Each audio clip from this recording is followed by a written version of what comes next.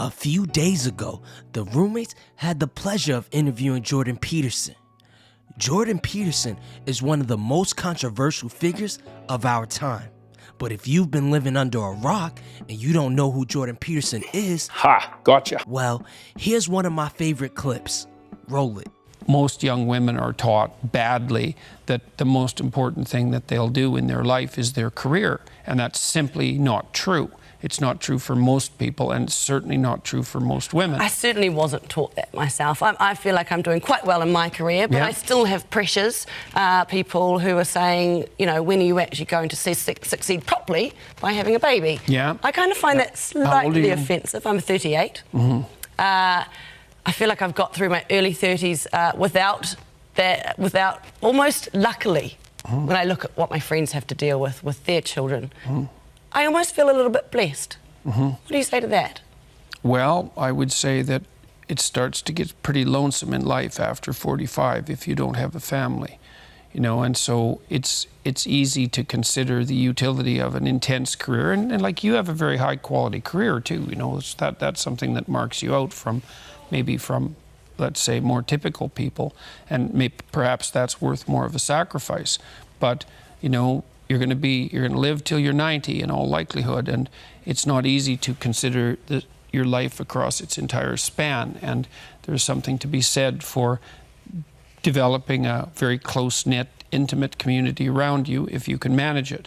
You have children, and then you have grandchildren, and that, to me, what I've experienced in my life, although I've had a very productive career and a very interesting career, it's definitely been the case for me that my family has been more and more important to me as I've got older. And I don't think that that's a uncommon experience. Notice Jordan Peterson, a man, said it. So this advice applies to men as well. Interesting enough, another controversial figure makes a similar point all the time. And his name is Kevin Samuels. Boo this man! Chill, people. Remember, I'm neutral.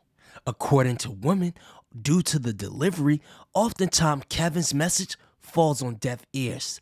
But I often wonder if I gave the same message in my nice Batman voice, would it still fall on deaf ears? I don't know. But the kids versus career discussion is a discussion I would love to have with younger and older single women. Maybe if the ladies from our generation heard from our elders, history wouldn't repeat itself. But on to the main topic. We have to figure out how to value what single mothers do, or single parents, let's say, without simultaneously devaluing the necessity of having a father in the house, because it's necessary. So true. As a man and a father, I'm guilty of mainly defending how I feel. So when I hear people talking down about fathers, it bothers me. And when I hear stuff like, "You don't need a father," or "My mom raised me by herself and I turned out fine." Allegedly. I was raised in a single mother household, so I understand. You don't acknowledge the great work that single mothers do by taking away the shine of fathers. Because all you do is perpetuate the idea that fathers are replaceable, that fathers aren't needed. And in a time where we need fathers in kids' life at an all-time high, it seems very irresponsible to push that narrative. Children need a male mentor. A lot of them are going to say they don't and all this stuff, but generally they do. People who don't have fathers in their lives are far more likely to drop out of school, be lower socioeconomic background, have a harder time in life, more likelihood to be involved in crime, all kinds of other statistics. It's bad. So yes, kids generally do need two parents. Truth is, if you've never had a good dad, unfortunately, you'll never know what you missed. And on the flip side, it's really hard to raise a kid the right way in a two-parent household. So I can't imagine how hard it would be as a single parent. So we should have more respect for the single parents that do a good job. 100%. No, I think those are extremely powerful works. I think what society does is that because, you know, the compassion and the empathy of the situation that these women are in, and like you said, they're heroes, they're doing the best with the tools that they have, but then there still has to be a culture where where you're not just, encouraging people where they're at, but pushing the next generation to where things should be and what's optimal for all human beings. So that's something that, we believe Yeah, and you in should, wholeheartedly. we have to be able to say to young men, it's like, take care of your damn kids, you weasel. What are you doing walking away from them? What are you doing? That's the adventure of your life you're missing. And if we were more forthright about this in some sense, we could advertise children to young men, because if you think that they're just a responsibility, that just means that you don't know what the hell's going on, because they're unbelievably fun. They are a ton of fun. When I have conversations with people who don't have kids, oftentimes they say, I've dodged a bullet.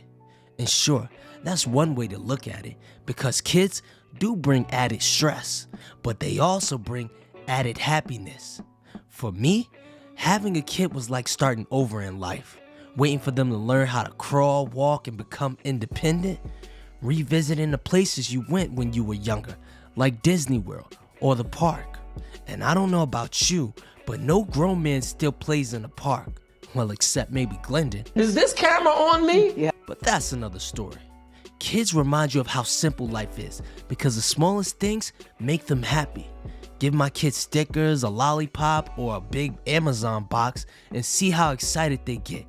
It really is the little things in life. In fact, over this pandemic, I taught my kids how to ride bikes, go swimming, how to play basketball, and I wouldn't trade moments like that for any amount of money. You don't take care of your kids. Well, what are you doing? What's going to be better than that? Like, you need some meaning in your life, man. And where are you going to get something that's better than that? And I don't see it.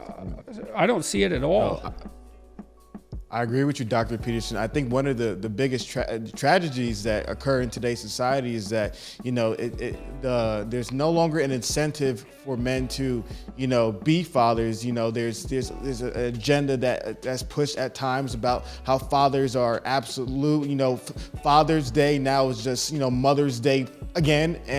And so I think, unfortunately, a lot of men feel very useless in their role as a parent. And I think that's unfortunate because, like, from my personal experience, women are often afraid of the way that men interact with children. And it's partly, an extension of their proclivity to protect. And so it can seem intimidating. And that's what men do to play, for example, to play more roughly. There was a meme that shows what dads see versus what kids see and what moms see. And that's just how we view the world. Because it does take some courage on the part of a doting mother to, for example, let a man throw her baby up in the air, throw her infant up in the air, in play, obviously. And there is danger in it, but it's tremendous excitement. Children love that kind of play. And so, it also speaks to a sort of deep distrust that many women have of men, because the relationships they had with their own father, or with their boyfriends, or with their brother, perhaps, has been pathologized in some manner. And so there's a distrust, and fair enough. But, trust is courage once you're not naive. I love this point, and that applies to these men in the red pill spaces too.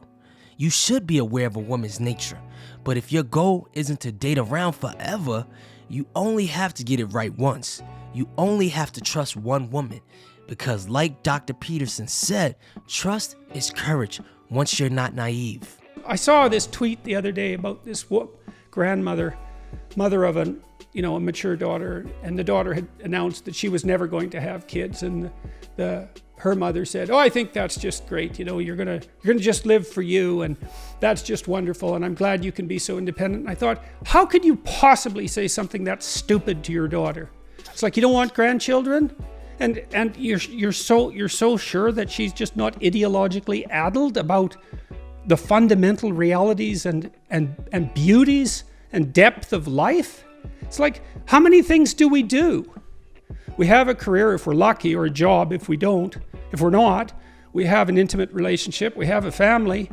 That's life, man. You miss one of those, well, you can do it, but it's a big deal not to do that. And I keep bringing it back to you guys, because most of my audience is men, and most of you don't plan to start a family, or you plan to start having kids really, really late in life. Remember, guys, life is never gonna be perfect. It's rarely gonna go as you plan. And I'm just nervous that most of our generation spends so much time having fun or focusing on their career that they may miss the chance to find what really makes them happy long term. Older, successful men who have millions of dollars and cars and everything in the world, and on their lifetimes on their deathbed, the people that what they wish the most is to spend more time with their loved ones. So I can only imagine an individual just simply pursuing whatever, vanity or whatever pleasures that they're desiring, and then to be at the end of their life and to realize that you never had the opportunity to be able to have a family just because you were obsessed with some ideology that some radical professor was teaching you at your local college. Yeah, or you had a more materialistic bent, and that can easily happen too. You think that the pleasures that wealth can bring you as a solitary and free individual outweigh the terrible, burdensome responsibility of a family. But if you're just thinking of that responsibility as burdensome, you're not thinking straight. It's like, no, you don't understand. That's a wonderful opportunity. That's what that is. And it comes at a cost, like all opportunity. And you see that too.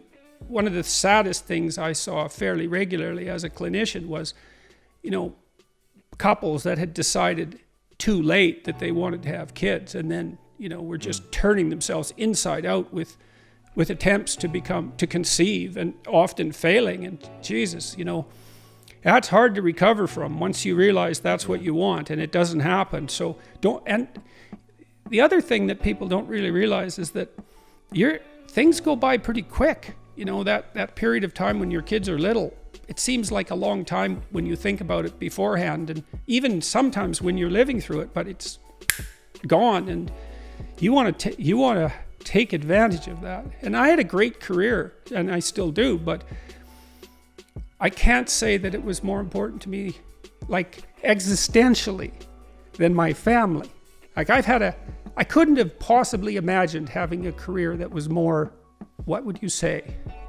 It offered me everything I could have possibly wanted. Also a lot of trouble, but nonetheless, and so I was exceptionally fortunate in that regard. But nonetheless, if I had to pick, I picked my family. Yeah, because of the quality of the experience, that I'm not just saying that out of a sense of obligation or duty. It's like, no, fundamentally that was deeper. I think that's enough. I'll leave the link to the full live in the description so you can check it out if you want. And if you're thinking long term, check out my Marriage is the Worst Decision a Man Can Make video. I'm out.